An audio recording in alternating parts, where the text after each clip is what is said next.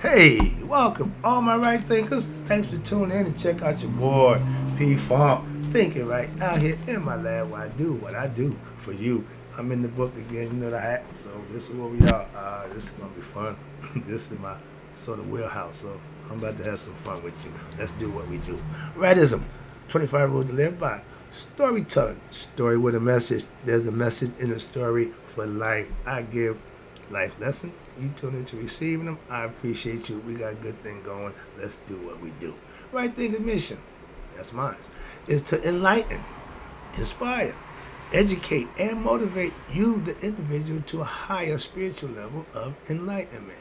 Right thinkers' way of life through mental and spiritual discipline practice daily will help and guide you to obtain your goal of spiritual enlightenment, aka know thyself. My mission is that all right thinkers know thyself. If you're a right thinker, your goal is to know thyself. See where we're going with this? Let's get it together. So I ask the question, do you know you? You will when I'm through. It's rhetorical, but if you don't have the answer for yourself, tune in. I can help you with that. That's what I do for you. A person who knows not and knows not that they know not is foolish. Disregard them. A person who knows not and knows that they know not is simple, but you can teach them. That's why I do what I do for you. I appreciate you too. Stay tuned. I got more for you. A person who knows not and believe and think that they know is dangerous. Avoid them. I do. A person who knows and knows not that they know is spiritually asleep. I can awaken them. I'm the spiritual alarm clock here to wake you up with knowledge of self. That's what I do for you. A person who knows and knows that they know is wise. Follow them. All these persons reside in you, right thinkers? Know thyself. And to my yacht be true. I'm finishing up with my attune lessons, where this one is right thinkers. Let's talk about how attune is even related to the Sphinx. So let's talk about the Sphinx and the double lion, I think they call them. Yeah, the double lions. Yeah, the double lion god. Good information, good knowledge. Let's go. I'm ready to teach. This is a good lesson. And here it says, Hugh, spelled H-U, is what the Cometians call the Sphinx. The Greeks call it the Sphinx. We didn't. So the Sphinx is called Hugh. And you got a few other names. Watch this. The solar divinity, which is Atum Ra, is referred to as Heru, Hakuti, Herukhuti. That's one name. They called him Tim. They called him the Lord of the Two Lands of Anu, which is the first place, the first time. And where we at? And he's also the dweller in where Bedet. That's Heru in warrior form. That's you fighting off what? Your evil uncle, your ego. Symbolically, that's the moral war that goes on inside you. That's another lesson. But right now, they saw the Sphinx with the first monument showing what? Man's transition. But the real key with the Sphinx, it was the lion, and it was facing east when the sun rises. But guess what? They found out that the constellation that they was in at that time, we in Aquarius now, the ancients, when the Sphinx was built, they was in Leo constellation. That's a long time ago. And they was matching what they saw in heaven, heaven on earth, as above, so below. And everybody got their concept. I'm just trying to tell you where it comes from. Okay, my job is to teach, okay, philosophical concept and break it down so you can understand it and learn it. It ain't foreign to you if you understand it. Simple. He went by many different names, just like God. But that's how long he's been there. So if you tell me you got civilization that started 6,000 years ago, and that's when civilization started in Samaria and Babylonia, no, that can't be right. The Sphinx is older than that. Moving on. And Harun, wait a minute, was in okay, Harukuti, and Harakti, excuse me, Herakhti. Now, Haru M. Akhet, when you hit the T on the last part of the name, that's giving you the female aspect, okay? Most female names end in a T. But Harum Akhet, meaning what? Female. Well, stay with me. This is going to be good.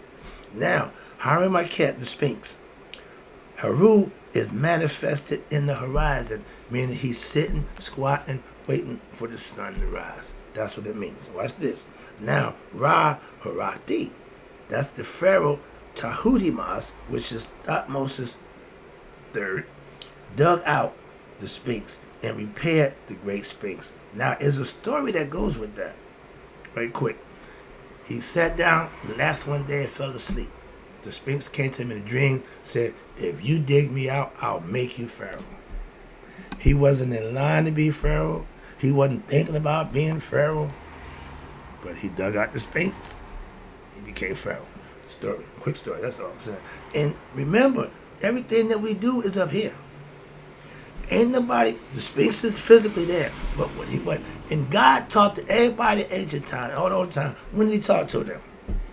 In their dreams. Come to him in their dreams. Why? Because that's when you're at rest. That's when you're more open to receive the messages. If you pay attention, that's what I'm trying to explain to you. Not just meditation, but God comes to you in what? Your dreams. And everybody tell me, how do you read your dream? No, it's up to you to understand your dream. It's yours. Excuse me. But that's the concept. It go way back to ancient time. It ain't new. Oh, God talked to me. What the voice he had? That's ignorant. Okay? When you want to express your God conversation, you want somebody to act ignorant to you? So respect for somebody else to believe. Why? That's their right. Everybody got a right to believe and think what the hell they want. We think we know more than everybody else. You don't know no more than what you know. That's it. What you know don't mean a jack to me. I'm teaching you what I know so you can use it for yourself. Why? I use what I know. I just teach what I know. Simple as that. So moving on. Ignorant people leading ignorant people. We just gonna go 40 years. Why? Somebody was ignorant, didn't know what they was doing, and they was following. So where we go? I don't know. Just keep following. Knowing the problem that we have right now, lack of knowledge of self. What are we doing about it? Continue to be stupid.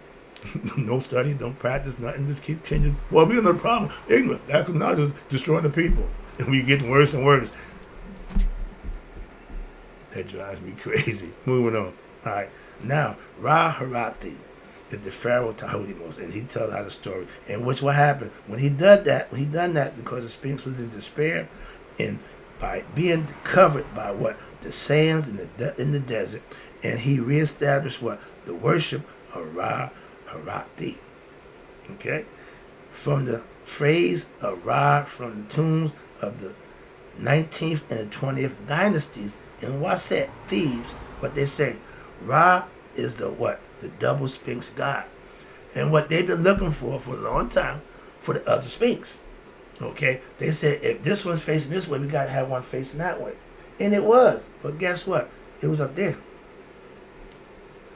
If you don't follow astrological zodiac concepts, then you're going to miss the boat. Why? Because a lot of answers that they got was up there in the sky. We look at the sky every night. I don't see no constellation out. If I go to Hayden Planetarium and they bring it to light, I just love that. I still like the planetarium. Matter of fact, I gotta go there. Why? To brush up on my astrology. They got new stuff coming all the time. Again, but what they found out, that Sphinx that they were looking for on the horizon, no, it was in the sky, and it stayed there for what? Over 2,000 years. Everything during that time in Egypt was lioness, Leo, the female lion, okay? Sekhmet, Tufnut, they lion-headed people. Lioness, okay? Females. You're going to learn about them right now, so understand that. Remember the devils? I mean, not the devil, but the angels with the swords at the Garden of Eden once God kicked Adam and Eve out so they couldn't come back? They got that concept from the act. I'm going to from the double lion. We headed there now. Atum is also... Excuse me, they said Ra in Thebes. Ra is the double Sphinx god, okay?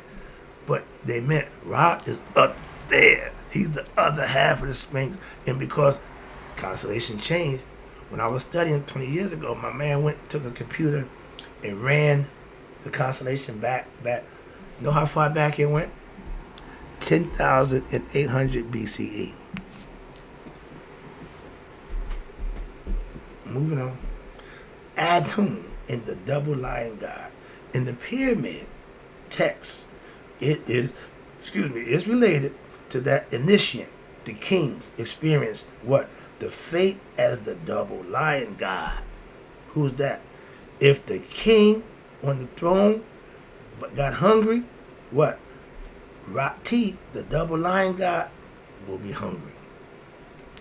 That means it's inside. It's inside. It's metaphorical. And watch this. WRIGHT. WRIGHT means double lion. WRIGHT, or Shu. You know who Shu was? Remember Shu? Air. But metaphorically here, he represents what? The half of the lion god. Shu and Tufnut, or the two gods who act as what? Judges for who? For Asar. Further, it is explained, pay attention, it gets good, that the double lion god is really actually Atum. Therefore, you, the initiate, right thinker, is what? Is to rise up and to become one with Atum. The same concept we use for Asar at Judgment Day. When you go sit on the throne of Asar, if your spirit is light, you become one with him, you melt right into him, you become Asar, Mark. This was the concept way back then. They just used Atum. What's this? Same thing. Now, Atum represents the sun, in essence, the spirit, the energy, the light. From the sun is the what? Manifestation of what? The divinity, not the divinity itself. Like I try to tell you. When you understand, if God begot the sun, mean he put it there. If Newt give birth to the sun, that means it's been put there. It's been used. It ain't itself. God created everything out of himself, even the sun. That's the concept. And that sun spirit is Haru. That's in all of us, even me and you. Now it says here, the concept was to lift up the king's double to the god, lead him to WRIGHT, which is the double lion god, and caused to what? Mount up to what? Atum, become one with your higher self. They did it a little different, but it all comes around the same thing. Now Atum had what? Had done what he said. If God said you're going to do it, he's going to do it. That's what they said. And God lived up to what he told the king he would do.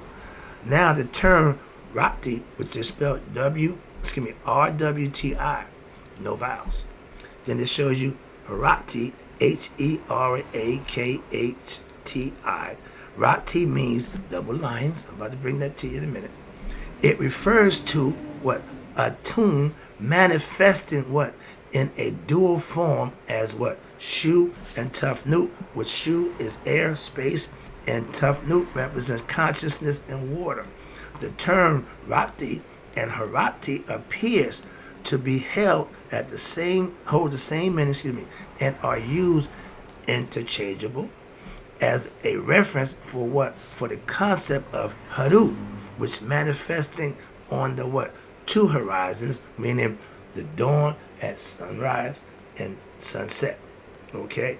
He's there, but remember, in the sky, in the physical form, he's here. We're going to see that. But metaphorically, you see this sign right here? This is my calling card. Okay? That's me between the two lines, rising in consciousness. That's the concept. Instead of the eye, you're going to see the sun disk, right? I'll show you that to you right quick. This is the concept right there. The two mountains. Yesterday and tomorrow. See here, I'm going to break that down for you right quick. But that's what it looks like. The two lines, Akher and Akhet. Okay, male and female, Shu and Tufnut. How about that? And when you learn all this stuff, you start seeing what, man, they was genius. They was really smart. Watch this. Now we had Herakti. Now he manifests. Watch this. Now Haru manifested in the two horizons, dawn, alpha and omega, sunrise and sunset. In essence, he what encompasses what? The beginning and the end of things. Y'all call it alpha and omega. He had that already figured out. Again, moving on.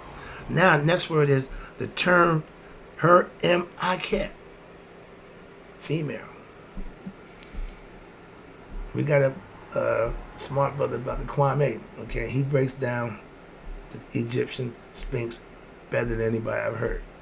He says the Sphinx was originally female, or the head of, and some say the jackal, but his concept, I like the way it fit. Why? Because I hear the Akhet. That tells me there's a female somewhere around there. The body is of the lion. The head should match. They said don't. It's the reason why. It's showing you coming from the beastly nature, animal, raw, okay? And at that time, Leo, again, was in the constellation. So everything was lioness, lioness, lioness. And how about this? Do you know the only thing that can counter-react a cobra, a snake? Cat. Nonetheless, I can say that for later, but that's a good. If you see a snake, a kitten, don't care how big the cobra is, that cat will just smack him every time. Get out of here. He go up. Why? Reaction time. He can't react faster than the cat, so he's going to always lose. Moving on. That's law of nature. And watch this. Akher Akhet. The term her, H-E-R, then M, Akhet, and is a play on words again. Does not appear in the ancient Egyptian until what they call the New Kingdom period. But however, it appears now to be what? A new term that was given to who? The Sphinx. Sphinx around a long time. Everybody call it what they want, different cultures, and it become now, that's what it was, Akher Akhet. In which, if Akhet, that means it had to be the female aspect, the lioness. Previously called Akher Akhet, or Harati, since the pyramid text period. See, they changed the name during what times? Now, thus, Atum Ra, Haru, Rakti, Hu, and Harukuti are all the same, relating to the same divinity. See, God, Allah, Jehovah, all those different names, same person, same God.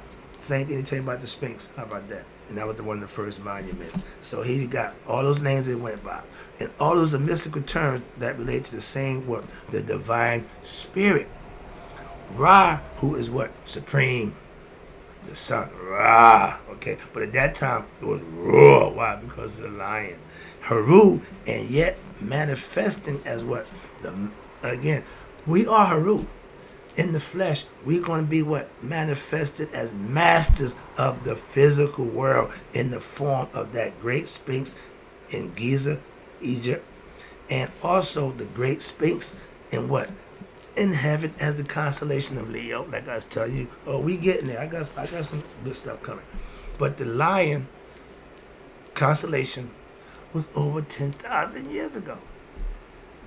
So you tell me, no, I'm not buying that. Okay. Get back to the last. I'm just showing you. We got proof. All this is proof. The Egyptians documented everything. We wasn't the first. We was the last. If you know your history, yeah, they had documentation for everything. It ain't nothing in our documentation of Egypt about Moses, the Exodus, the Jews, all that stuff in the Bible. None of that's in Egypt. Moving on. The term Harati may be understood as what? As Haru and the double horizon, and that term Akher Akhet may be understood what? As Haru manifesting in the horizon and the sun in between the two mountains. Matter of fact, I ain't got to show my car. See this right here?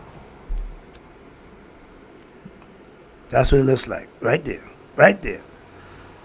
That means that the sun comes up between what? The two gods. The lion god, male and female, and sun disk. They show you that. That picture I just showed you is Akhet, the horizon with the sun disk. From the point of view of creation, again, they are the first physical entities. Shu was air. Tufnu was moisture, created by Ra. And what? They are thus the passageways to what? To spiritual, to spirit, into the realm of what? Plane, the physical world of plane and matter, aka time and space. That's when it started. When Ra came up, everything started. And this is why they are associated with what? Akheru, Akheru, who represents what? Yesterday and tomorrow. In essence, the principle of what? Yeah, duality, my girl. You can't have one without the other. That's been proven. Only thing that's one is God, the supreme. Everything else got an opposite. Moving on. Oh, I see the clock. I got the. This is gonna be a two-parter. Let me take you to this section right here before I shut it down. But this is the part I'm about to take you to. The Sphinx. See that? See what they look like right there? You got the original, then you got it with the human head, then you got it with the form that the Egyptians wrote it in. So let me break that down for you, shut the lesson down, and get ready for the next one. It's going to be a doozy. All right, watch this. Now where I'm at. The plate I just showed you, A is the Akher, which is the lion gods of yesterday and tomorrow, with the sun disk between. Okay. B with the two what? The two human heads, lion gods with the human heads. No sun disk. Then C, the last one I showed you, okay, that's what they call Akher, male, and Akhet, female, together what? As one. Moving on, the sun transverse between Akher, in essence, the past and the future. Why? This is important. Pay attention. This is the one. So therefore, you are always remaining in the what? Eternal present. Always the now. Not yesterday, not past, not the future, the now. And this is philosophically the way you should live. And this is a deeper mystical teachings for what? Every spiritual aspirant, right thinker, to what? Understand. If you understand what it is you should be doing or how to do it, you can do it and get good at it, aka master it. How not to get caught up. What? When you learn this, you learn how what? Not to get caught up in what? The pettiness of life. That ego is petty. Revenge, jealousy, envy, all those are qualities of the ego. So you not knowing that, you get caught up in it. That's what we're trying to show you. You get caught up in the pettiness of life and the tension and the anxiety over what? Of what happened in the past. Man, worrying about yesterday. Or the tension and the anxiety over what? What you desire in the future. What's going to be for tomorrow. Tomorrow never comes. In pyramid text, number 796, 1014, and 1713, it is stated of the righteous soul, what? That the gates of Akher are open for you. When Adam and Eve got kicked out of the garden, the gate wasn't open for them. They couldn't come back. So, different philosophy. Again, that's the religious concept. We telling you the gates are open for what? Your soul. From who? The righteous. Again, they put it there for you to understand. Again, when you understand, if I do right and live right, I'll be rewarded in the afterlife. Some people buy into that. Some people say, man, I want mine now. Okay, now knock yourself out. Moving on. But that's the difference. And your eternal present is what? Is the pathway between the physical plane and the astral plane. Pin right there. When you go to sleep, you're leaving the physical land. Why? In your mind. What? You don't need the body. When you go astral, the body's not going. And that's the next level up. That the body had to stay here. That's the afterlife. And if you live right here, you will go to the afterlife. They've been laying out for you, laying out for you. I'm still laying out for you. Why? Because that's the concept. That other stuff you're getting, don't mind nothing to me. Why? I know the truth. It's simple. But that I don't care. Once you know the truth, whatever somebody say, it doesn't really matter much. But when you believe a lie, it works the same way. That's what they know. So they give you that lie. So now the truth comes, you're going to fight tooth and nail. I'm getting it every day. I'm moving on. Don't care. Why? I ain't changing. I ain't going nowhere. I'm moving on. Now, wrapping it up. Well, yeah, the astral plane is where the mind takes over. And if you're ignorant, you're lost. You don't know jack giblet. And what? You're going to get reincarnated. The past and the future, what? Do not really exist. It's concepts. Again, only eternity is real. That's the present, the now. And if you knew yourself, you would know that. I'm trying to get you to know that and understand that by what? Practicing it and see if you don't get conscious of who you are and think and feel better about yourself. That's the lesson. I'll be back with part 2. I got you. Appreciate you too. And in closing, right thinkers, may you all live to be 100. Me, 100 minus a day. So I never know that my right thinkers have passed away. We all will. But the question is, will you live another day?